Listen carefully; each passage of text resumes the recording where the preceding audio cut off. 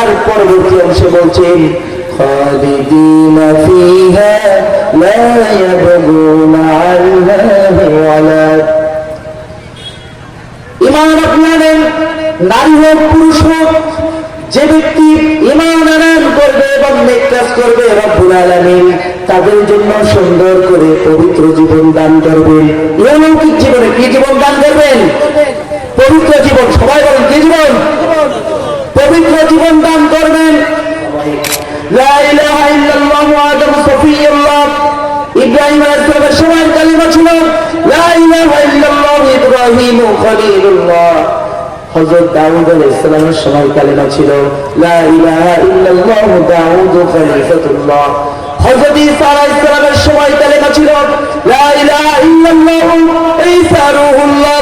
হযরত মুসা আলাইহিস সালামের সময় কালিমা ছিল লা ইলাহা ইল্লাল্লাহ মুসা কালিমুল্লাহ। হযরত মুহাম্মদুর রাসূলুল্লাহ সাল্লাল্লাহু আলাইহি ওয়াসাল্লাম যখন পৃথিবীতে এসেছেন সর্বশেষ নবী হিসেবে, সেই কালিমাটা রব্বুল আলামিন কালিমার সাথে নবীর নাম জড়িয়ে দিয়েছে। সবাই বলি লা ইলাহা ইল্লাল্লাহ মুহাম্মাদুর রাসূলুল্লাহ। সবাই যদি বলি লা। সম্মানিত উপস্থিতি, আমরা সরাসরি কোরআন থেকে কথা শুরু করব, কারণ আমাদের প্রিয় নবী হযরত মুহাম্মদুর রাসূলুল্লাহ সাল্লাল্লাহু আলাইহি ওয়াসাল্লাম হাদিস শরীফের মধ্যে বলেছেন কোরআনের ব্যাপারে, মান ক্বালা বিহি সাদাকা ওয়া মান আমিলা বিহি উজিরা ওয়া মান হাকামা বিহি আদালা ওয়া মান দাআ ইলাইহি হুদিয়া ইলা সিরাতিল মুস্তাকিম। সুবহানাল্লাহি ওয়া বিহামদিহি সুবহানাল্লাহিল আযীম।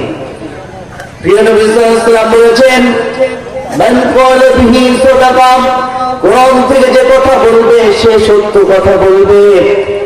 ওয়া মান আমিলা বিহি উজরা, কোরআন থেকে যদি কেউ ব্যক্তি জীবনে আমল করে থাকে আল্লাহ রাব্বুল আলামিন তাকে প্রতিদান দিয়ে দিবেন। ওয়া মান হাকামা বিহি আদালা, যে ব্যক্তি কোরআন থেকে বিচার ফয়সালা এবং মীমাংসা করে দেবে সে যেন চূড়ান্ত মীমাংসা করে দিল। ওয়া মান দাআ ইলাইহি, যে ব্যক্তি কোরআনের দিকে মানুষকে আহ্বান করবে আল্লাহর নবী বলেন হুদিয়া ইলাইহি সিরাতিল মুস্তাকিম, তাকে সোজা সরল পথ দেখিয়ে দেওয়া হবে। সুবহানাল্লাহ। সম্মানিত উপস্থিতি, আমার আলোচনার পূর্বে আমার স্নেহাস্পদ ছাত্র সূরা তাকাসুর থেকে আলোচনা করেছে। আমি চেষ্টা করব সূরা তাকাসুরের পরের সূরা, ছোট্ট একটা সূরা। আর কোরআনে রব্বুল আলামিন কোরআন নাযিল করেছেন কিসের জন্য বলেন তো? জানেন কিসের জন্য? সমস্ত জীবন ওয়াজ শুনে গেলে কাজ হবে না। শুধু আজীবন কোরআন শুনে গেলাম, সুর শুনে গেলাম, কিন্তু শিক্ষা নিলাম না, এই ওয়াজে কোনো কাজ হবে বলেন? কোনো কাজ হবে না। কোরআন কেন নাযিল করেছেন রব্বুল আলামিন সেই বিষয়টা সূরা ইব্রাহিমের শুরুতে সুন্দর করে তুলে ধরেছেন। আলিফ লাম রা, কিতাবুন আনজালনাহু ইলাইকা লিতুখরিজান নাস মিনাজ যুলুমাতি ইলান নূর। রব্বুল আলামিন বলেন আলিফ লাম রা, এর অর্থ আল্লাহ ছাড়া কেউ জানেন না। কিতাবুন আনজালনাহু ইলাইকা, হে রাসূল আপনার প্রতি আমি যে কিতাব নাযিল করেছি সেই কিতাবের কাজ হলো লিতুখরিজান নাস মিনাজ যুলুমাতি ইলান নূর। রব্বুল আলামিন বলেছেন সকল অন্ধকার থেকে আলোর পথে মানুষকে ডাক দিয়ে নিয়ে আসবে কোরআন। বলেন সুবহানাল্লাহ। সকল ভ্রান্ত মতবাদ থেকে আল কোরআনের দিকে, ঈমানের পথে, হেদায়েতের পথে মানুষকে ডাক দিয়ে নিয়ে আসবে। যেই কোরআন থেকে আলোচনা করছি সেই কোরআনে কোনো সন্দেহের অবকাশ আছে কি? কোন অবস্থাতেই নেই। শুরুতেই রব্বুল আলামিন বলেছেন যালিকাল কিতাব লা রাইবা ফীহ, এমন কিতাব যাতে কোনো ডাউট নাই, সন্দেহ নাই, সংশয় নাই। বলে সুবহানাল্লাহ। মানব রচিত যে কিতাবগুলো আছে এই কিতাব কি দিয়ে শুরু হয় জানেন? অথর যিনি থাকেন, লেখক, তিনি শুরু করেন কি দিয়ে? দুর্বলতা দিয়ে। ভাই আমি একটা বই লিখেছি, এই বইয়ের ভিতরে কোনো ভুল ত্রুটি থাকতে পারে, আপনারা যদি আমাদেরকে জানিয়ে দেন তাহলে পরবর্তী সংস্করণে এটা ঠিক করে নেব, ঠিক কিনা বলেন? কিন্তু রব্বুল আলামিন দুর্বলতা দিয়ে কোরআন নাজিল করেন নাই, সবলতা দিয়ে কোরআন নাজিল করেছেন। শুরুতেই তিনি বলেছেন আলহামদুলিল্লাহি রাব্বিল আলামিন। জগৎ সমূহের প্রতিপালক যিনি, সেই জগৎ সমূহের প্রশংসা দিয়ে কোরআন নাজিল করেছেন। সেই কোরআন থেকে আমরা কথা বলবো সর্ব ইনশাআল্লাহ। সুবহানাকা লা ইলমা লানা ইল্লা মা আল্লামতানা। আল্লাহ পাক যদি তৌফিক দান করেন আমি আপনাদের সামনে কিছু কথা বলতে পারবো, তাছাড়া বলা কোনো অবস্থাতেই সম্ভব নয়। আল্লাহ সুবহানাকা লা ইলমা লানা ইল্লা মা আল্লামতানা আলাইহি তাওয়াক্কালতু ওয়া ইলাইহি উনীব। আল্লাহর কাছে আমি নত শিরে মাথা নত করে তারপর আল্লাহর কোরআন থেকে কথা শুরু করবো ইনশাআল্লাহ। ছোট্ট একটা সূরা, যে সূরা আপনারা সবাই জানেন, আল কুরআনুল কারীমের 103 নম্বর সূরা, 2 নম্বর সূরা ছিল তাকাসুর, যে আলোচনা আপনারা মাগরিব থেকে শুনেছেন। তারপরে সূরা আসর, আমরা সূরা আসর থেকে ইনশাআল্লাহ কথা শুরু করব। আপনারা পারেন না সূরা আসর? আপনারা পারেন না? আমরা সবাই একসাথে বলবো, পারেন তো? আসেন সবাই বলি আউযু বিল্লাহি মিনাশ শাইতানির রাজীম বিসমিল্লাহির রাহমানির রাহিম ওয়াল আসরি ইন্নাল ইনসানা লাফি খুসর ইল্লাল্লাযীনা وعملوا الصالحات وتواصوا بالحق وتواصوا بالصبر। আ'উযু বিল্লাহ। রব্বুল আলামিন মওজুদ আল কুরআনুল কারীমের মধ্যে 114টি সূরা নাযিল করেছেন। সূরা সংখ্যা কত? 114। স্টাইলটা দেখেন আল্লাহ। কুরআনের 114 সূরার মধ্যে 113 সূরার আগে বিসমিল্লাহ আছে, একটা সূরা কিন্তু নাই। একটা সূরা আছে কি? নাই। সূরা তাওবা শুরুতে বিসমিল্লাহ আছে, কিন্তু রব্বুল আলামিন হিসাবে গরমিল করেন নাই। সূরা আন-নামলে 30 নম্বর আয়াতে রব্বুল আলামিন বলেন ইন্নাহু মিন সুলাইমানা وَإِنَّهُ بِسْمِ اللَّهِ الرَّحْمَنِ الرَّحِيمِ। পুরো দিলেন কুরআনুল কারীমের মধ্যে মক্কার যে সূরাগুলো নাযিল হয়েছে, মাক্কি সূরার মধ্যে অন্যতম একটি সূরা হচ্ছে সূরা আসর। রব্বুল আলামিন বিভিন্ন সূরায় বিভিন্ন রকম কসম খেয়েছেন। সূরা 15টি সূরার মধ্যে কোরআনের 114টি সূরার মনে রাখতে হবে, 114 সূরার মাত্র 15টি সূরা আল্লাহ তাআলা কসম দিয়ে শুরু করেছেন, শপথের মাধ্যমে শুরু করেছেন। 99টি সূরা শপথ দিয়ে শুরু করেন নাই। বিভিন্ন জায়গায় শপথ করেছেন বহুবার, অনেকবার, কিন্তু শপথ দিয়ে শুরু করেছেন 15টি। সেই 15টি সূরার মধ্যে সর্বকনিষ্ঠ সূরা হচ্ছে 3টি। সব কুরআনের মধ্যে সর্বকনিষ্ঠ সূরা 3টি। সেই শপথ দিয়ে না সবগুলো। একটা হচ্ছে সূরা আসর, একটা হচ্ছে সূরা নাসর, আর একটা হচ্ছে ইন্না আতাইনা কাল কাউসার। এই 3টে সূরা হচ্ছে 3 আয়াত বিশিষ্ট। এই 3 আয়াত বিশিষ্ট সূরার মধ্যে সূরা আসর হচ্ছে অন্যতম। সাধারণ আলোচনায় এখানে রব্বুল আলামিন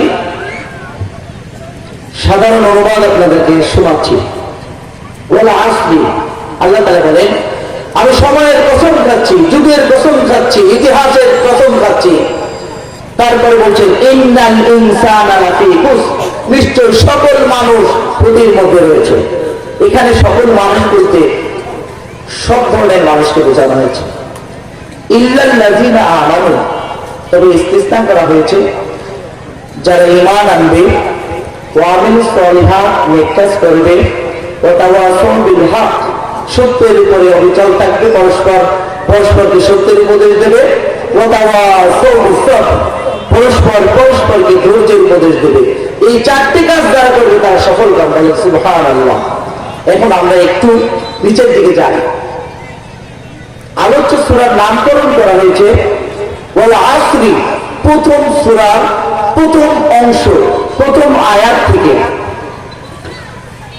একটা মজার বিষয় দেখেন, কোরআনের মধ্যে 114 সূরা, কিন্তু সব সূরার নামকরণ 112টি সূরার নামকরণ হচ্ছে শব্দ দিয়ে, সূরার শব্দ দিয়ে। যেমন বাকারার ঘটনা আছে, সূরার নাম বাকারা, তাই না? আলাম তারা কাইফা ফাআলা রাব্বুকা বিআসহাবিল ফিল, সূরার নাম কি? ফিল। এমনি ভাবে 112টা সূরায় রব্বুল আলামিন আল্লাহ রাসূল সাল্লাল্লাহু আলাইহি ওয়াসাল্লাম থেকে সূরার নামকরণ সূরার দিয়ে হয়নি, সূরার অংশ দিয়ে হচ্ছে। কিন্তু দুইটা সূরা রব্বুল আলামিন কোরআনের মধ্যে নাযিল করেছেন, দুইটি সূরার নামকরণ সূরার অংশ দিয়ে করা হয়নি। সেই সূরা দুটো হচ্ছে, এক নম্বর হচ্ছে সূরাতুল ফাতিহা, যেটা তেলাওয়াত করলে সমস্ত কোরআন তেলাওয়াত করার সওয়াব আল্লাহ তাআলা দিয়ে দেবেন। সূরা ইখলাস, ইখলাস শব্দটা কুল হুয়াল্লাহর মধ্যে আছে নাই? সূরা ইখলাস, সূরা ইখলাস যদি আপনি তেলাওয়াত করেন, রব্বুল আলামিন আপনার আমলনামায় 10 পারা কোরআন পড়ার সওয়াব দিয়ে দিবে। সুবহানাল্লাহ বিহামদিহি সুবহানাল্লাহিল আযীম। এই সূরা আসর আমরা চলে আসছি, শপথ কসম দিয়ে শুরু করেছেন ওয়াল আসরি। নামকরণটা শুনলাম, আমরা একটু তাফসীর একটু পরে যাই, একটু কিছু আলোচনা করে নেই। কখন নাযিল হয়েছে সূরাটি আমাদের জানা কথা না?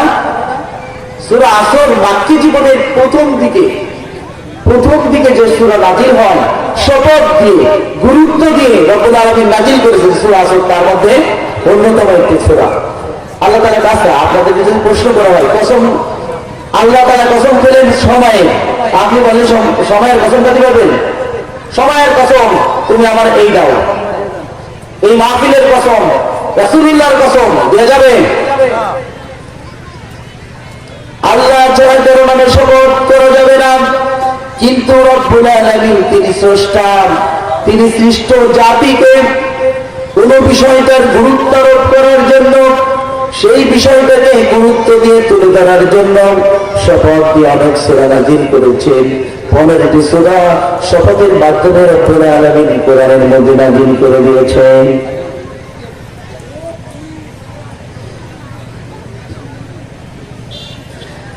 সম্মানিত উপস্থিতি, এখন ওয়াল আসরি, ওয়াও যে শব্দটা, এটা হচ্ছে হরফে তাসনিয়া, কসম খাওয়া হয় যে অক্ষরগুলো দিয়ে, তার মধ্যে অন্যতম একটি অক্ষর হচ্ছে ওয়াও। ওয়াল আসরি, আল্লাহ তাআলা সময়ের কসম খেয়েছেন। মজার ব্যাপার হচ্ছে, এখানে অনেক হাফেজ আছেন, উলামারা আছেন। আপনারা জানেন কোরআনের সবচেয়ে ছোট আয়াত কোনটা? সবচেয়ে বড় সূরা বাকারা, ছোট সূরা কাউসার, বড় আয়াত সূরা বাকারা 282। ছোট আয়াত কোনটা? ছোট আয়াত দুইটা আয়াত আছে, একটা হচ্ছে ওয়াল আসরি, 6টা শব্দ 6টা বর্ণ দিয়ে রব্বুল আলামিন এই আয়াত নাযিল করেছেন। আরেকটা আছে সূরা মুদ্দাসসিরের 21 নম্বর আয়াত, সুম্মা নাযার, সা মিম মিম, সুম্মা নুন জোয়া রা নাযার। দুইটা আয়াত আছে কোরআনে, মাত্র দুইটা আয়াত আছে, ছোট আয়াত। একটা হচ্ছে ওয়াল আসরি, আর একটা হচ্ছে সুম্মা নাযার। এই দুটো আয়াত হচ্ছে কোরআনের মধ্যে সবথেকে সর্বকনিষ্ঠ সূরা। অধিকাংশ মুফাসসির বলে থাকেন এই সূরাটি মক্কার প্রাথমিক যুগে নাযিল হয়। সম্মানিত উপস্থিতি, আমরা এবার সরাসরি তাফসীরের মধ্যে চলে যাব। ইন্নাল ইনসানা লাফি খুসর, ইন্না নিশ্চয়ই, এখানে আল্লাহ তাআলা তাকে দৃঢ়তা দেওয়ার জন্য বলা হয়েছে। মনে করেন আমাদের গ্রাম অঞ্চলে বলা হয় না নিশ্চয়ই, একজনের বলছে যে সেন্ডি বাজারে অ্যাক্সিডেন্ট হয়েছে, বিশেষ হচ্ছে না, নিশ্চয়ই অ্যাক্সিডেন্ট হয়েছে।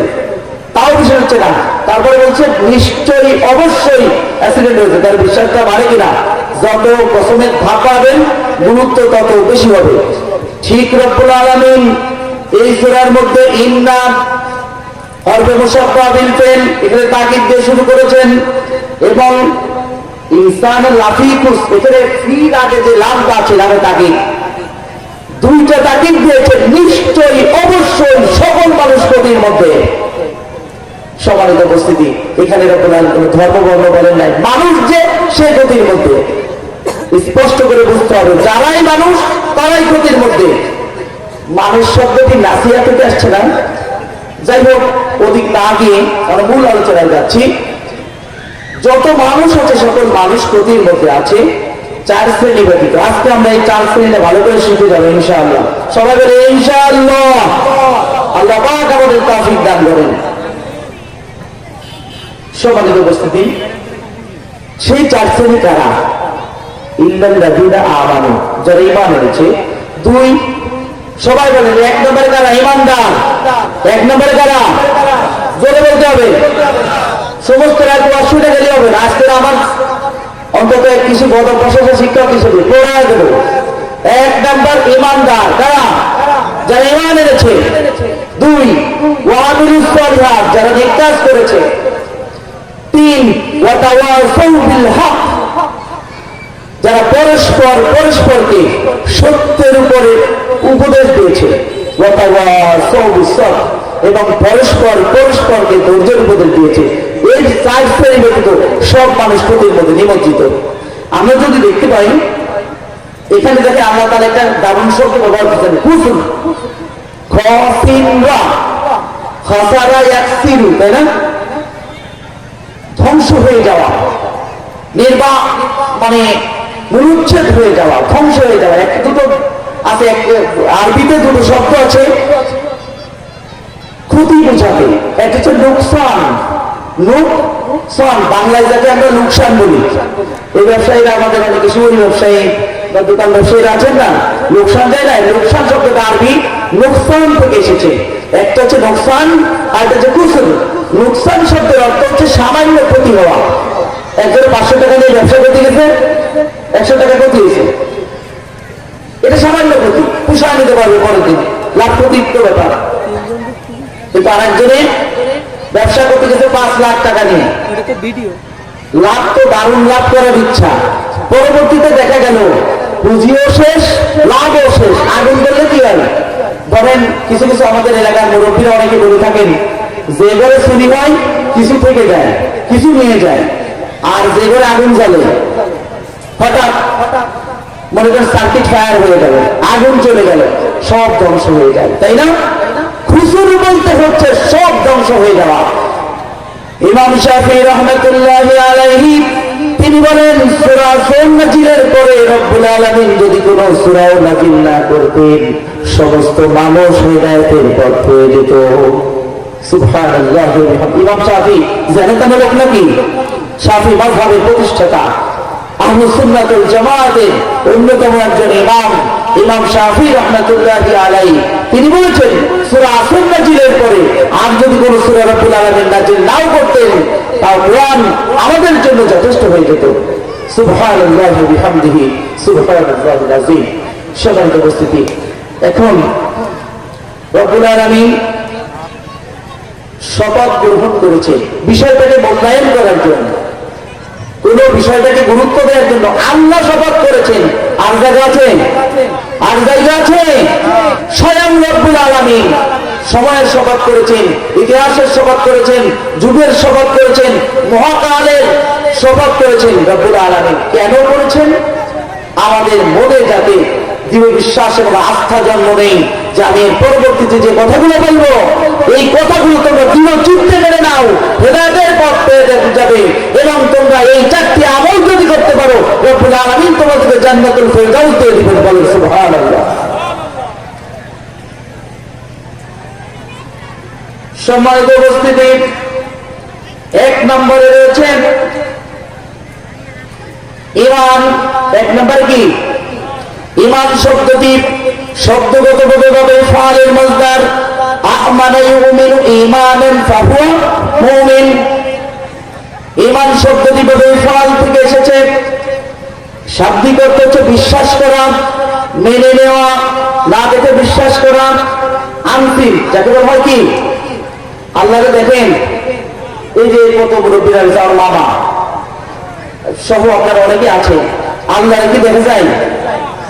অনেকে বিশ্বাস করবে যে আল্লাহকে দেখা যায় না বলে বিশ্বাস করি না, এমন আছে না?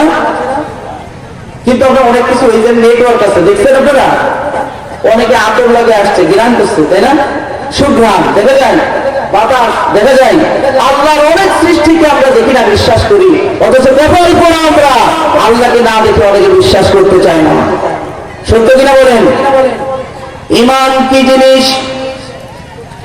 আল্লাহ প্রদত্ত, আল্লাহর পক্ষ থেকে মুহাম্মদ রাসূলুল্লাহ সাল্লাল্লাহু আলাইহি ওয়াসাল্লাম যা কিছু নিয়ে এসেছেন, এই সবগুলোর প্রতি অকপটে বিশ্বাস করা, আন্তরিকভাবে বিশ্বাস, মৌখিকভাবে স্বীকৃতি প্রদান এবং কাজের মাধ্যমে তা বাস্তবায়ন, এই বিষয়টার নাম হচ্ছে ঈমান। যে ব্যক্তি এই বিষয়গুলো, এই তিনটি বিষয় ধারণ করবে তাকে বলা হয় মুমিন। যে বিশ্বাস করবে, বিশ্বাসের নাম ঈমান। যে ব্যক্তি এটা ধারণ করবে তার নাম মুমিন। আল্লাহর বিধানকে যারা অস্বীকার, আল্লাহর বিধান অস্বীকার করার নাম কুফরি। যে ব্যক্তি এই কুফরি করবে তাকে বলা হয় কাফের। যে দ্বিমুখী নীতি অবলম্বন করা, এই এমনটা অনেক পরিভাষা আছে। সামনে যাচ্ছি, হাদিসে জিবরিলের মধ্যে ওলামা রয়েছেন, অনেক ওলামা সামনে আছেন।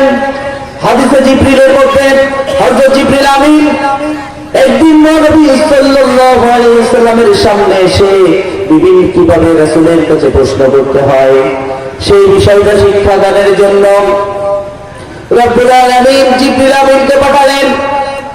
কথা প্রসঙ্গে জিবরিল আমিন প্রশ্ন করলেন, হে আল্লাহর রাসূল, মাল ঈমান, ঈমান কি জিনিস একটু বলেন। রাসূল বলেন, তু'মিনু বিল্লাহি ওয়া মালাইকাতিহি ওয়া কুতুবিহি ওয়া রুসুলিহি ওয়াল ইয়াউমিল আখির ওয়াল কদরি খাইরিহি ওয়া শাররিহি।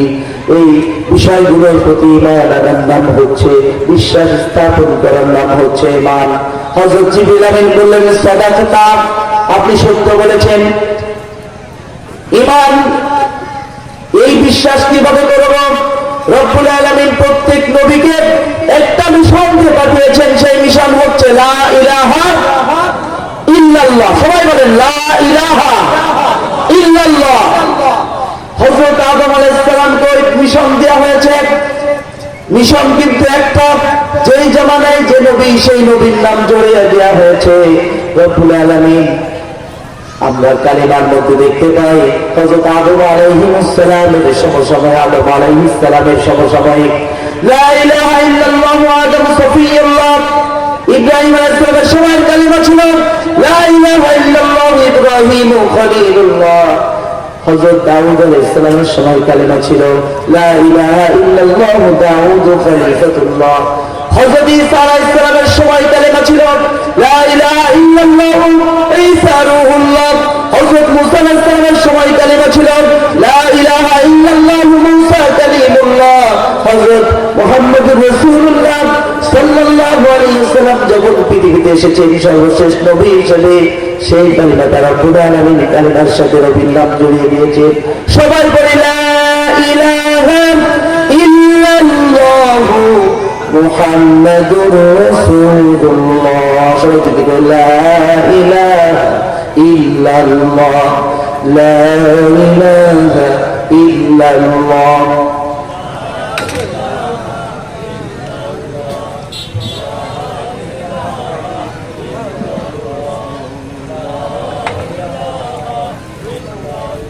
لا إله إلا الله محمد رسول الله صلى الله عليه وسلم। প্রিয় উপস্থিতি, আমরা একটু সামনের দিক, ঈমানের দিক যাচ্ছি না। হাদিস শরীফের মধ্যে আছে আমাদের প্রিয় নবী সাল্লাল্লাহু আলাইহি ওয়াসাল্লাম বলেছেন, হযরত আবু হুরায়রা হাদিসটি বর্ণনা করেছেন, সর্বাধিক হাদিস বর্ণনাকারী সাহাবী, আহলে সুফার অন্যতম সদস্য, রাসূল করিম সাল্লাল্লাহু আলাইহি ওয়াসাল্লামের একজন আস্থাভাজন সাহাবী, 5374টি হাদিস বর্ণনা করেছেন। এক হাদিস কেউ বর্ণনা করেন নাই, ওই সাহাবী হাদিস বর্ণনা করেছেন, মান ক্বালা লা ইলাহা ইল্লাল্লাহু দাখালাল জান্নাহ। রাসূল করিম সাল্লাল্লাহু আলাইহি ওয়াসাল্লাম হাদিসটি শোনাচ্ছি। আন আবি হুরায়রা রাদিয়াল্লাহু তাআলা আনহু قال قال رسول الله صلى الله عليه وسلم من قال لا اله الا الله دخل الجنه। সর্বাধিক হাদিস বর্ণনাকারী সাহাবী হযরত আবু হুরায়রা রাদিয়াল্লাহু তাআলা হাদিসটি বর্ণনা করেছেন। প্রিয় নবী করিম সাল্লাল্লাহু আলাইহি ওয়াসাল্লাম তার মুখের জবানিতে ইরশাদ করেন, যে ব্যক্তি বলবে লা ইলাহা ইল্লাল্লাহ আন্তরিকভাবে, রব্বুল আলামিন তাকে জান্নাতুল ফেরদাউসে প্রবেশ করিয়ে দিবেন। সুবহানাল্লাহ বলবেন না? জোরে বলি সুবহানাল্লাহ। সম্মানিত উপস্থিতি, এখানে আমরা যারা এসেছি আমরা কি ইমানদার? লা ইলাহা ইল্লাল্লাহ মানি? তাহলে আমরা সবাই ইমানদার বলে আলহামদুলিল্লাহ। এখন আমরা সবাই কি ইমানদার? আমরা সবাই ইমানদার।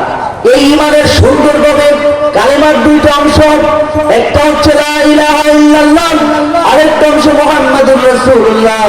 কেউ যদি শুধু লা ইলাহা ইল্লাল্লাহ মানে সে ইমানদার হতে পারবে না, কেউ যদি শুধু মুহাম্মাদুর রাসূলুল্লাহ মানে সে ইমানদার হতে পারবে না। যে ব্যক্তি পূর্ণাঙ্গভাবে আল্লাহকে মানবে, তারপরে রাসূলকে মানবে, যদি এমনটা হয় রব্বুল আলামিন তাকে ইমানদার হিসেবে কবুল করে নেবেন। লা ইলাহা ইল্লাল্লাহ মানে, আপনারা বিশ্বাস করেন লা ইলাহা ইল্লাল্লাহ মানে ইমানদার হতে পারবে না? একটু আগে তো বললাম লা ইলাহা ইল্লাল্লাহ কালিমার কথা। এবার শুনুন নেগেটিভ কথা, লা ইলাহা ইল্লাল্লাহ বলার পরেও ইমানদার হতে পারবে না। এটা কি করে সম্ভব? শুনবেন, আমাদের তদানীন্তন সময় যে সময় কোরআন নাযিল হয়, ওই এট দ্য সেম টাইম ওই সময়ে মুসলমানেরা কাবার গিলাপ করে শপথ করতে আল্লাহর নামে। কার নামে? কাবার গিলাপ করে শপথ করছে মুসলমানরা, আল্লাহর নামে শপথ করছে। অপর পক্ষে যারা মুশরিক তারাও কাবার গিলাপ করে আল্লাহর নামে শপথ করছে, শপথ করে। আচ্ছা, দুই শপথ কি একরকম? উভয় আল্লাহর শপথ করছে। পার্থক্য হচ্ছে এই, একদল মুহাম্মদ সাল্লাল্লাহু আলাইহি ওয়াসাল্লামকে মানে, আর একদল মুহাম্মদ সাল্লাল্লাহু আলাইহি ওয়াসাল্লামকে, জোরে বলতে হবে, মুহাম্মদ সাল্লাল্লাহু আলাইহি ওয়াসাল্লামকে মানে না। কোরআন থেকে দলিল দেন, তাফসীরুল কোরআন মাহফিল কিছু কিছু না বললে নয়। وَلَئِنْ سَأَلْتَهُمْ مَنْ خَلَقَ السَّمَاوَاتِ وَالْأَرْضِ لَيَقُولُنَّ اللَّهُ। কাফির মুশরিকদেরকে যদি প্রশ্ন করা হয় আসমান জমিন কে সৃষ্টি করেছেন, তারা কথাটা বলে দেবে আল্লাহ সৃষ্টি করেছেন, স্রষ্টা কেউ দাবি করে নাই। আপনারা ভুল শুনে থাকবেন ফিরআউনের কথা। অনেকে বলে না খোদাই দাবি করে না। আচ্ছা, আপনারা একটু বলেন তো, ফিরআউন কি আল্লাহ দাবি করছিল নাকি? আল্লাহ দাবি করছে? করে নাই। বিধান আনা রব্বুকুম আলা বলেছে। রব বলতে কি আল্লাহ বোঝায় নাকি? রব বলতে কি আল্লাহ বোঝায় না। রব বলতে পালন কর্তা, পালন দাতা, বিধান দাতা, এমনি অর্থ বোঝায়, কিন্তু রব বলতে কিন্তু সব স্রষ্টা বোঝায় না। আমি একটু আলোচনার ভিতরে যেতে চাই। সম্মানিত উপস্থিতি, আমরা ইমানে মুফাসসাল চিনি, ইমানে মুফাসসাল জানি না। আর তার আগে একটু কথা বলে যাবে, যে কথাটা ফিনিশিং দেওয়া হয়নি। আপনারা যারা আছেন একটু সামনের দিকে এগিয়ে আসেন। আমরা আলোচনায় কিন্তু গভীরে যান, আমরা এবার একটু সামনে এগিয়ে আসেন। আল্লাহর হস্তে, আল্লাহর হস্তে আপনারা একটু ফাঁকা জায়গা না রেখে সামনের দিকে একটু একটু এগিয়ে আসেন। আমাদের রাসূলের সাল্লাল্লাহু চাচা আবু তালিব, তিনি যে কষ্ট করেছেন রাসূলের জন্য, কে করেছেন? অথচ ইমান না থাকার কারণে তিনি আল্লাহকে মানতেন ঠিক, কিন্তু মুহাম্মদ সাল্লাল্লাহু আলাইহি ওয়াসাল্লামকে আল্লাহ রাসূল মানতেন না। এই কারণে সে জাহান্নামে যাবে। কোথায় যাবে? কোথায় যাবে? অপর পক্ষে অন্ধ সাহাবী হতে পারে, গোলাবা কালো সাহাবী হতে পারে, হযরত বিলাল কালো নিগ্রহ হতে পারে। রব্বুল আলামিন তাদের জন্য জান্নাতুল ফেরদাউস বরাদ্দ রেখেছেন। বলে সুবহানাল্লাহ। প্রিয় উপস্থিতি, ইমানের সুন্দর ব্রিফিংটা দেওয়া হয়েছে ইমানে মুফাসসালের মধ্যে। আমরা পড়ি না আমানতু وكتبه ورسله واليوم الآخر والقدر خيره وشره من الله تعالى والبعث بعد الموت। এই সাতটি বিষয় আপনারা জেনে নেবেন, উলামা থেকে বা আপনার অন্যান্য ভাবে জেনে নেবেন। সাতটি বিষয়ের প্রতি ইমানদার যারা ইমান আনবে তারাই হচ্ছে মুমিন। তারা কি সাতটি বিষয়ের প্রতি যদি একটাও কম করে তাহলে সে মুমিন হতে পারবে না। ঈমান আনেন, যারা ঈমান আনবে নেক কাজ করবে তাদের জন্য রব্বুল আলামিন জান্নাতুল ফেরদাউস বরাদ্দ করেছেন। সূরা কাফের মধ্যে সুন্দর করে রব্বুল আলামিন বিষয়টা তুলে ধরেছেন, ইন্নাল্লাযীনা আমানু ওয়া আমিলুস সালিহাতি কানাত লাহুম জান্নাতুল ফিরদাউসি নুজুলা। সুবহানাল্লাহ। যারা ঈমান আনবে নেক কাজ করবে রব্বুল আলামিন তাদের জন্য জান্নাতুল ফেরদাউস বরাদ্দ করে দিবেন। মেহমান হিসেবে যাওয়া লাগবে না, কয়দিন টাকা লাগবে রব্বুল আলামিন তার পরবর্তী অংশে বলছেন, খালিদিনা ফিহা লা ইয়াবগুনা আনহা ওয়ালা। ঈমান আপনাদের নারী হোক পুরুষ হোক, যে ব্যক্তি ঈমান আনয়ন করবে এবং নেক কাজ করবে রব্বুল আলামিন তাদের জন্য সুন্দর করে পবিত্র জীবন দান করবেন। ইহলৌকিক জীবনে কি জীবন দান করবেন? পবিত্র জীবন। সবাই বলেন কি জীবন? পবিত্র জীবন দান করবেন। রব্বুল আলামিন সেই কথাটা সুন্দর করে বলছেন, মান আমিলা সালিহান মিন যাকারিন আও উনসা ওয়া হুয়া মুমিনুন ফালানুহইয়ান্নাহু হায়াতান তাইয়্যিবা। ঈমানদার সে নারী হোক আর পুরুষ হোক, যেই হোক না কেন, তার ঈমান অবস্থায় সে যদি নেক কাজ করে, পুরুষরা নেক কাজ করে ঈমান অবস্থায়, নারীরা ঈমান অবস্থায় যদি নেক কাজ করে রব্বুল আলামিন তাদের জন্য কি বরাদ্দ করে দিবেন? পবিত্র জীবন। ফালানুহইয়ান্নাহু হায়াতান তাইয়্যিবা।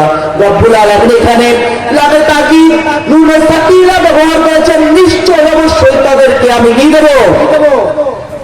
কি দেব? পবিত্র জীবন দিব। সম্মানিত উপস্থিতি, শাহজাহান কেন্দ্রীয় জামে মসজিদের হুজুর আপনি একটু মঞ্চে চলে আসেন। ইমাম সাহেবের দিকে আসেন। সম্মানিত উপস্থিতি, আমরা একটু সামনে যান। শাহজাহান মসজিদের ইমাম সাহেব মঞ্চের ডান সাইডে ইমামদের জন্য চেয়ার দেওয়া আছে, এখানে এসে বসে যায়। ইমান, তাহলে ইমান নিয়ে একটু বেলা দূর যেতে পারতেছে না, একটু আমলে সালের পরিচয়টা দিয়ে যাই। আমলে সালেহ, আমাল, আমল শব্দ তো কাজ। আমরা যে বসে আছি এটা একটা কাজ। পড়া হওয়া, খাওয়া যাওয়া, উঠা বসা সবটাই হচ্ছে যেমন ভাব, যেমন কর্ম, যেমন ফেল, তেমন ভাবে আমল। এটা কি আমল সালেহ, নেক কাজ। আমল সালেহ মানে কি? নেক আমল।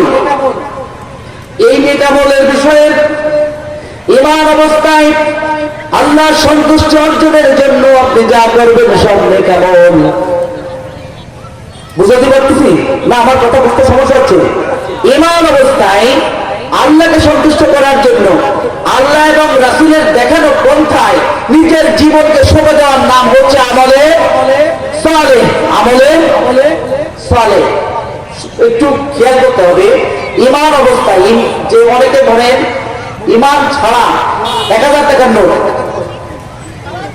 তাতে শূন্য কয়টা আছে?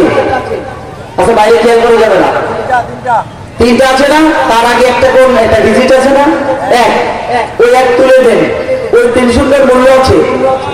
আছে নাই? ওই 30 জায়গা 3 লক্ষ শূন্য দেন, কিন্তু ব্যাকগ্রাউন্ডে কোনো ডিজিট নেই। ঠিক অনুরূপ ভাবে ঈমান অবস্থায় যদি 1000 টাকার নোটের সাথে তুলনা করেন, এক যদি ঈমান হয়, ঈমানের ডাইনে যত শূন্য দেন ডিজিট দেন তার মূল্যায়ন থাকবে। কিন্তু ঈমানবিহীন ভাবে আপনি যত নেক কাজ করেন না কেন রব্বুল আলামিন তা কখনোই কবুল করে নেবেন না। ঠিক কিনা বলেন? কোন অবস্থাতেই রব্বুল আলামিন ঠিক করে নেবেন না। এখন আমলে সালেহ কি? আমলে সালেহ হচ্ছে নিজের জীবনকে সঁপে দেওয়া, আল্লাহ যা হুকুম করেছেন সেগুলো মানা, যা থেকে নিষেধ করেছেন তা থেকে বিরত থাকা। আমাদের প্রিয় নবী সাল্লাল্লাহু আলাইহি ওয়াসাল্লাম আল্লাহর পক্ষ থেকে যা কিছু নিয়ে এসেছেন ইসলামের শরীয়তে প্রত্যেকটা বিধানকে যথাযথভাবে পালন করা এবং নিজের জীবনকে সঁপে দেওয়া, যা আল্লাহ তাআলা নিষেধ করেছেন চোখ কান বুঝে সেগুলো থেকে বিরত থাকা, যা হুকুম করেছেন সেগুলো আঞ্জাম দেওয়া, এইটার নাম হচ্ছে আমলে সালেহ। আমলে সালেহ ধরেন আমরা সালাত আদায় করি না, আল্লাহু আকবার দাঁড়ানোর পরে আমরা সানা করি না। সানা মানে কি জানেন? সানা মানে কি? গুরু কীর্তন করা, আল্লাহর গুণগান গাওয়া। যখন কোন বান্দা সালাতে আল্লাহু আকবার বলে দাঁড়ায়, যদি একদিন রাসূল সাল্লাল্লাহু আলাইহি ওয়াসাল্লামের পিছনে এক সাহাবী সালাত আদায় করেছেন, সালাত ফিরিয়ে রাসূল সাল্লাল্লাহু আলাইহি ওয়াসাল্লাম প্রশ্ন করছেন, ওরে আমার সাহাবীরা, তোমাদের মধ্যে সালাতে অতিরিক্ত কে বেশি শব্দ বলেছেন? কেউ কথা বলে না। সাহাবী বলছে, আমার যেন কোনো অপরাধ হয়ে গেছে। রাসূল সাল্লাল্লাহু আলাইহি ওয়াসাল্লাম নির্ভয় দিয়ে যখন বললেন, তোমার কোনো ভয় নাই বলো।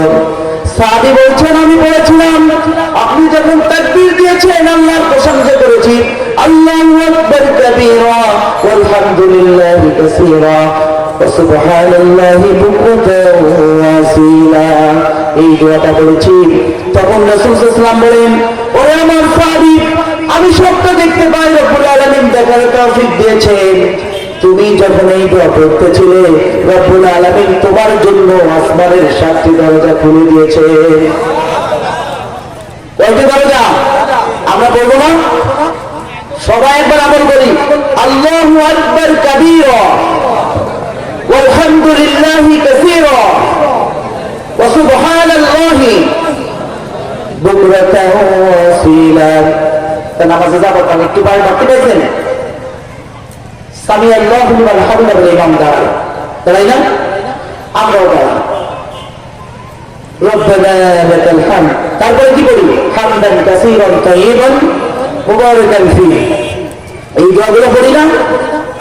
যে সাহাবী প্রথম পড়েছিলেন, রাসূল সাল্লাল্লাহু আলাইহি ওয়াসাল্লাম বলেন 30 জন ফেরেশতার মতো প্রতিযোগিতা করছে কে কার নামে বেশি নেকি লিখবে, অথবা 30 জনের অধিক ফেরেশতা এই কথাটাকে কে আগে আল্লাহর কাছে পৌঁছে দেবে, এই প্রতিযোগিতা করতেছিল। বলেন সুবহানাল্লাহ। এইগুলো সব নেকামল। নেকামল না? সালাতের মধ্যে একটা কথা আপনাদের শিখিয়ে দিয়ে যাই, আমরা যারা সকলে আমল করি। আমি যে কথাগুলো আপনাদেরকে বলছি, আমি নিজে আমল না করে আপনাদের বলছি না, এইগুলো আমি সালাতের মধ্যে চেষ্টা করি পড়ার জন্য। রাসূল আকরাম সাল্লাল্লাহু আলাইহি ওয়াসাল্লাম 4টি বিষয় পড়ান আছে, কখনো সালাম ফিরাতেন না। তিনি বলতেন, আমরা কি বলি? আত্তাহিয়াতু, দুরূদ শরীফ, দোয়া মাসুরা। তারপরে কি বলি? তারপরে সালাম ফিরাই না? রাসূল সাল্লাল্লাহু আলাইহি ওয়াসাল্লাম 4টি বিষয় সালাম দিতেন। আল্লাহুম্মা ইন্নী আউযু বিকা মিন আযাবি জাহান্নাম ওয়া আউযু বিকা মিন আযাবিল কবরি ওয়া মিন ফিতনাতিল মাহইয়া ওয়াল মামাত ওয়া মিন শাররি ফিতনাতিল মাসীহিদ দাজ্জাল।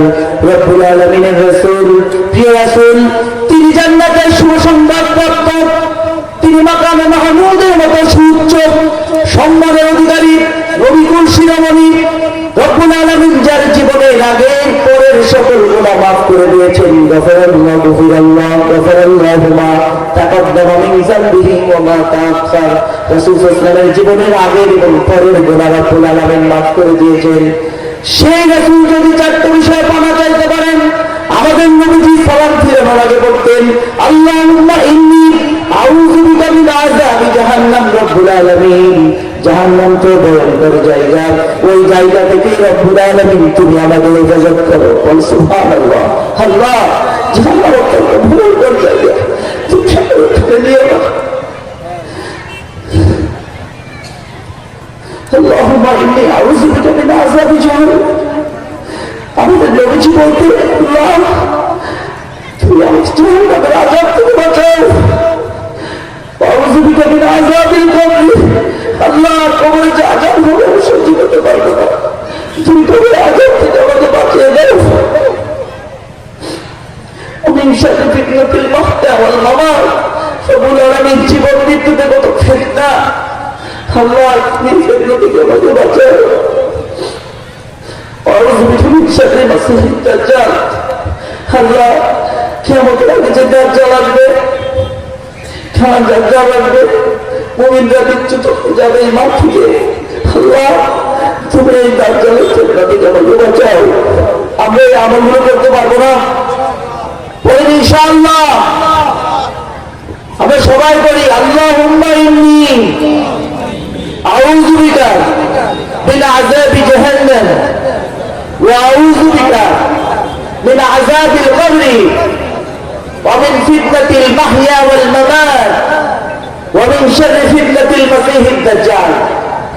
প্রিয় উপস্থিতি, আমরা একটু আমাদের ফলে যেগুলো কথাগুলো বলছি সব নেকামল, আপনারা শুনতে আসছেন মাহফিল নেকামল। এরপরে আমরা সামনে চলে যাচ্ছি। নেকামলের উদাহরণ দিতে গিয়ে একজন মহিষী নারীর কথা আপনাদেরকে বলব, যে ভাষাটা, যেই ঘটনাটা বর্ণনা করেছেন আব্দুল্লাহ ইবনে মুবারক হযরত ইমাম আজম আবু হানিফা রাহমাতুল্লাহ এর একজন স্বনামধন্য ছাত্র।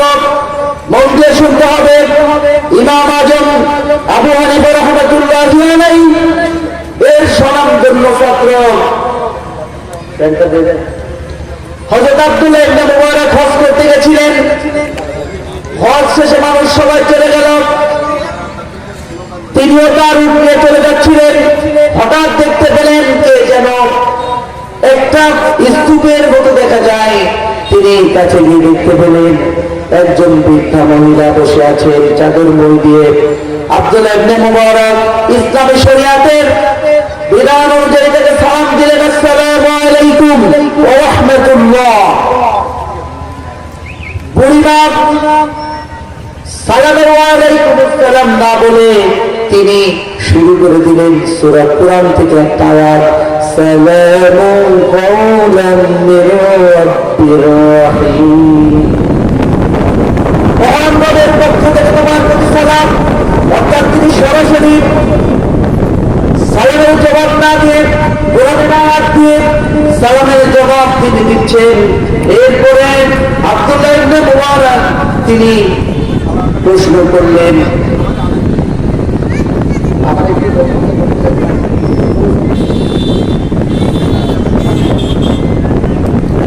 প্রধানমন্ত্রী আসছে, তিনি পথে আছেন, আশা করে আমরা আলোচনা দিতে জানবো ইনশাআল্লাহ। প্রধানমন্ত্রী আলোচনা শুনবো এবং তার আগে আমরা একটু মনোযোগ দিয়ে শুনি।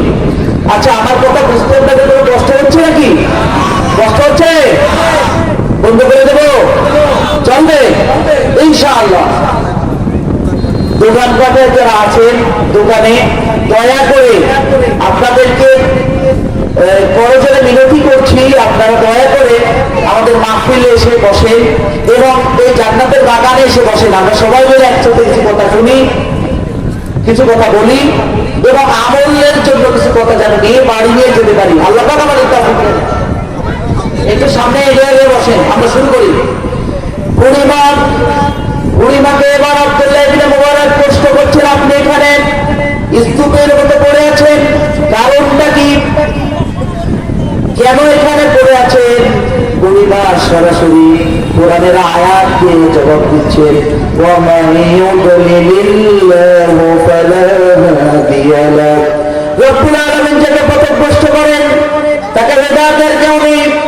বুড়িমা বুঝাতে যাচ্ছেন, আমি হারিয়ে গেছি, সুতরাং আমি তো পথ হারিয়ে ফেলেছি বাবা। বুঝতে যাচ্ছে? আমি পথ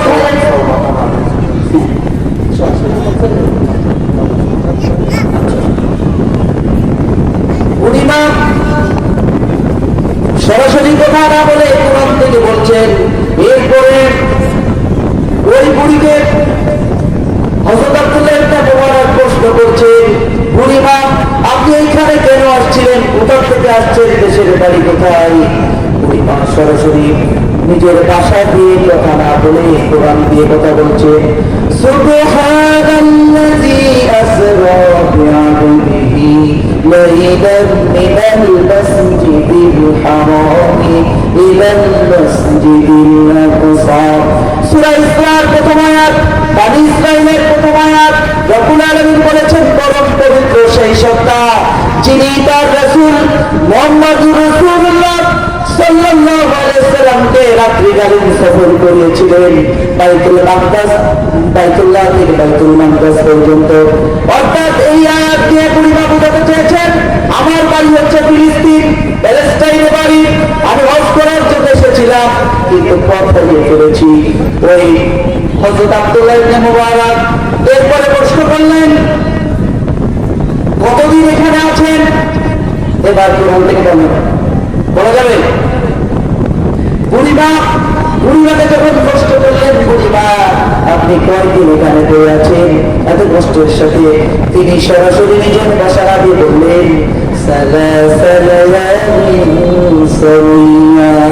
3 দিন 3 রাত এখানে কষ্টের মধ্যে আমি আছি বাবা, এই কথাটা বুড়িমা বললেন। এরপরে মুহাদ্দিস আব্দুল্লাহ ইবনে মুবারক চলতে যাচ্ছেন, আমি এত বড় মুহাদ্দিস অথচ আমি কোরআনের আয়াত দিয়ে তাকে বলতে পারি না। কারণ এই বিদেশি মহিলা, এই মহিষী মহিলা কত সুন্দর করে আমার কথার জবাব দিচ্ছেন। এবার তিনি জিজ্ঞেস করছেন আপনি খান কি, পান করেন কি, পানাহারের ব্যবস্থা কোথা থেকে আসে? বুড়িমা এবার জবাব দিচ্ছে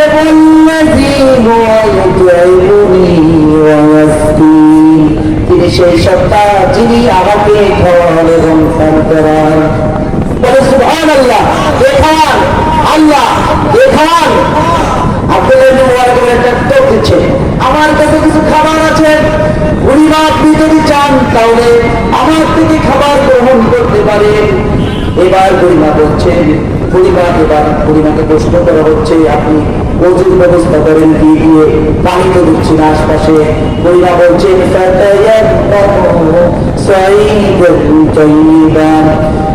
তার মোবাইলের একটা অংশ তিনি তেলাওয়াত করলেন, সুতরাং তোমরা পবিত্র মাটি দিয়ে তায়াম্মুম করো।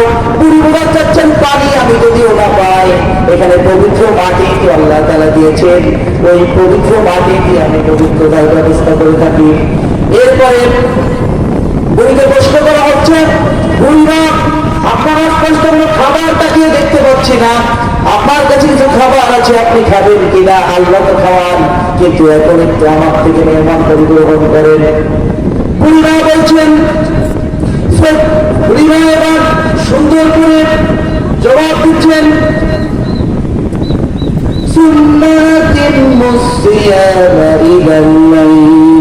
তোমরা রোজাকে সিয়াম সাধনাকে রাত পর্যন্ত পূর্ণ করো। বুড়ি সরাসরি বলেন আমি রোজাদার, কিন্তু তিনি ইঙ্গিতে বুঝিয়ে দিয়েছেন ওরে আগন্তুক তুমি তো আমার উপকার করতে চাচ্ছ, কিন্তু আমি তো একজন সিয়াম সাধনায় রত আছি, একজন সিয়াম সাধনা করছি, এই মুহূর্তে আমি তোমার খাবার গ্রহণ করতে পারি না। তখন আব্দুল্লাহ ইবনে মুবারক বললেন এটা তো রমজানের রোজা নয়, এটা তো নফল রোজা, সুতরাং আপনি তো সফর অবস্থায় ফরজ রোজা পর্যন্ত মানা যায়, আর আপনি তো নফল রোজা রেখেছেন। বুড়িমা আমার থেকে একটু খাবার গ্রহণ করেন। বুড়ি তখন কোরআন আয়াত কত সুন্দর করে বলছেন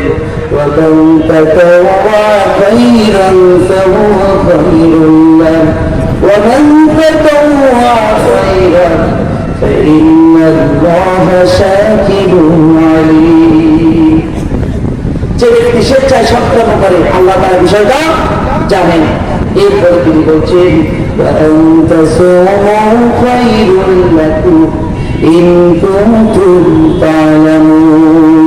পূর্ণা বলছেন যদিও সফর অবস্থায় সিয়াম সাধনা ভেঙে ফেলা যায়, তারপরেও কি তুমি জানো না সফর অবস্থায় কেউ যদি সিয়াম সাধনা করে রব্বুল আলামিন তার জন্য স্পেশাল পুরস্কারের ব্যবস্থা করে দিবেন। সুবহানাল্লাহি ওয়া বিহামদিহি সুবহানাল্লাহিল আযীম। এবার আব্দুল্লাহ ইবনে মুবারক খুব ফসকে বলে ফেললেন, ওরে বুড়িমা আমি তো আমার বাসায় আপনাকে প্রশ্ন করছি, কিন্তু সরাসরি এখনো পর্যন্ত আপনি আমার কথার কোনো সরাসরি জবাব না দিয়ে কোরআনের আয়াত দিয়ে আকার ইঙ্গিতে বলছেন। এবার বুড়িমা বলছেন কোরআনের আয়াত কত সুন্দর করে কোট করে বলছেন মা ইয়ানফিযু মিন কওলি ইল্লা লাদাইহি রাকীবুন আতীদ। আগন্তুক রে তুমি যে কথা বলো না কেন, আল্লাহ তাআলা বলছেন মা ইয়ানফিযু মিন কওলি, যে কথা বলা হোক না কেন ইল্লা লাদাইহি রাকীবুন আতীদ, সেই সকল কথাগুলো সংরক্ষণ করা হয়। এই জন্য আমি আমার ভাষা সরাসরি ব্যবহার না করে কোরআনের আয়াত দিয়ে আমার জীবনকে পাল্টে নিয়েছি। বলেন সুবহানাল্লাহ। ভালো লাগছে? এইভাবে কোরআনের বয়স্ক কোরআন শিক্ষার আসরে থেকে কোরআন থেকে কিছু বলার চেষ্টা করছি, যিনি নিজের জীবনকে কোরআনের আলোয় আলোকিত করেছেন, এত কোরআনের উপরে জ্ঞানের উৎপত্তি অর্জন করেছে। আমাদের তাই আব্দুল ইবনে মুবারকের মতো মুহাদ্দিস, তিনি ফিল্ডারে যাচ্ছেন, এ কি করে সম্ভব? বুড়িমা এ কি করে জবাব দিচ্ছেন? এরপরে বুড়িমাকে প্রশ্ন করছেন, বুড়িমা কোন গোত্রের লোক আপনি? বুড়িমা এবার কোরআনে আয়াত করে বলছে,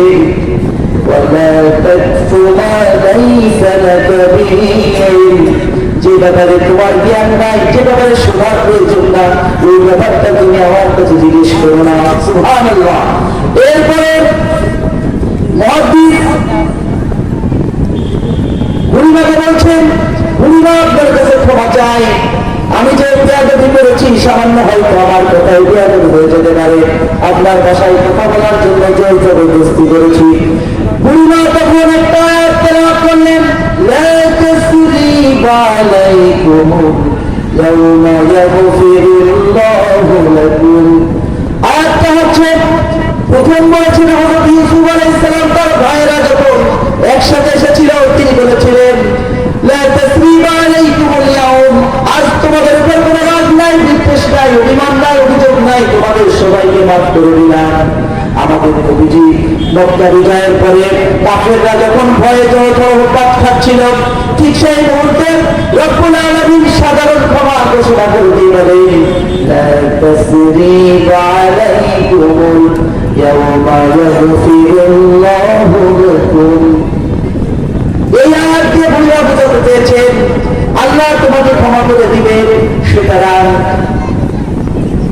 আজ তোমার প্রতি আমি অভিমান করিনি, রাগ করিনি বাবা, আমি তোমার প্রতি রাগ করি নাই, রব্বুল আলামিন তোমাকে মাফ করে দিবেন। এরপরে বুড়িমাকে আব্দুল্লাহ ইবনে মুবারক প্রশ্ন করছেন যে আপনি যদি চান তাহলে বুড়িমাকে আমি বাড়িতে পৌঁছে দিয়ে আসতে পারি।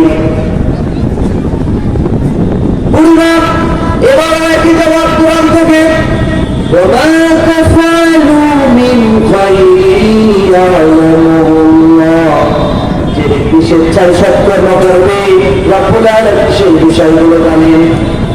এরপরে বুড়িমাকে হযরত মুহাদ্দিস প্রশ্ন করছেন, আমার উট আছে, আমার উটে আপনি সওয়ার হন।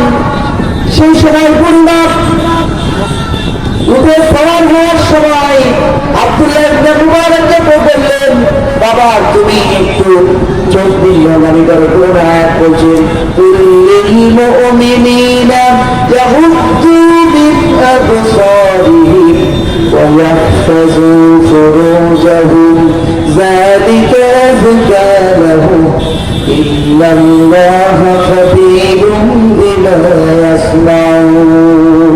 বাবা তোমার এই আয়াত দিয়ে পর্দার বিধানের ব্যাপারে, পুরুষের জন্য যে পর্দার বিধান, সেই পর্দার সূরা নূরের 30 নম্বর আয়াতে এই কথাটা সুন্দর করে রব্বুল আলামিন পুরুষের পর্দার বিধান নাযিল করে বলেছেন, কুল্লিল মুমিনিনা, রাসূল আপনি মুমিনদেরকে বলে দিন, ইয়াগুদ্দু মিন আবসারিহিম, তারা যেন তাদের চোখকে নিম্নগামী করে রাখে।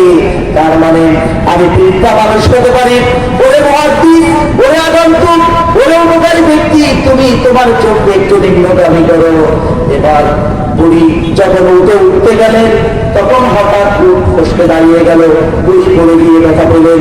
এবার বুড়ি কোরআনের আয়াত দিয়ে পাঠ করে বলছেন, ওমা আসাবাকুম মিন মুসিবাতিন ফাবিমা কাসাবাত আইদিকুম, তোমাদের উপরে যে বিপদ এবং মুসিবত আসুক না কেন সব তোমাদের হাতের কামাই করার।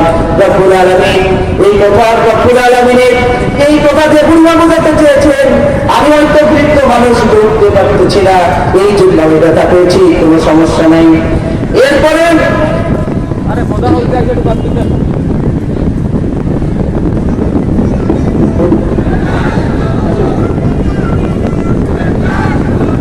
নারায়ণ তাকবীর,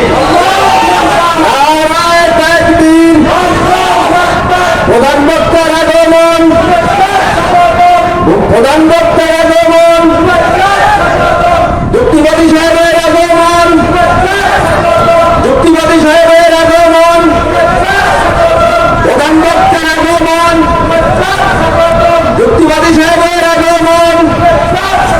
নারায়ে তাকবীর, নারায়ে তাকবীর, নারায়ে তাকবীর। আলহামদুলিল্লাহ, আমাদের মাঝে আপনাদের কাঙ্ক্ষিত মেহমান আমাদের রাস্তার সাইডে দেখতে পাচ্ছি অনেকগুলো গাড়ি মোটরসাইকেল রাস্তার সাইডে আছে। আপনারা গাড়িগুলো স্টেজের পূর্ব পাশে আমাদের গ্যারেজ আছে, সংরক্ষিত গ্যারেজ, সেখানে গিয়ে রাখেন। আচ্ছা, আমি সবচেয়ে ছেড়ে দিচ্ছি। সম্মানিত দোকানপাটে যারা বসে আছেন সবাই মঞ্চের ভিতরে চলে আসুন। পূর্ণিমা যখন উটের উপর আরোহণ করলেন, তিনি করতে লাগলেন সুবহানাল্লাযী সাখখারা লানা হাযা ওয়া মা কুন্না লাহু মুকরিনিন ওয়া ইন্না ইলা রাব্বিনা লামুনকালিবুন। আপনারা যারা আছেন, আমরা যারা আছি, যখন কোন যানবাহনে চড়ি, যখন যানবাহনে আমরা উঠি, তখন এই দোয়া আমাদের জন্য করতে হয়। এরপর মুয়াজ্জিন প্রশ্ন করছে, চিৎকার করে জোরে জোরে যাচ্ছিলেন।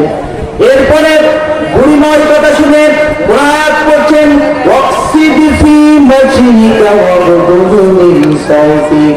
এই আয়াত দিয়ে বুঝতে পারছি যত জোরে জোরে তুমি লেখো না, অত জোরে জোরে কথা বলো না।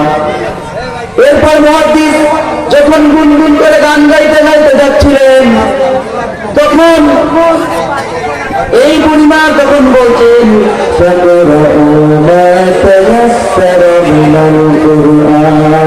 কোরআন থেকে যেখান থেকে সহজ বোধ করো সেইখান থেকে তুমি তেলাওয়াত করো। এরপরে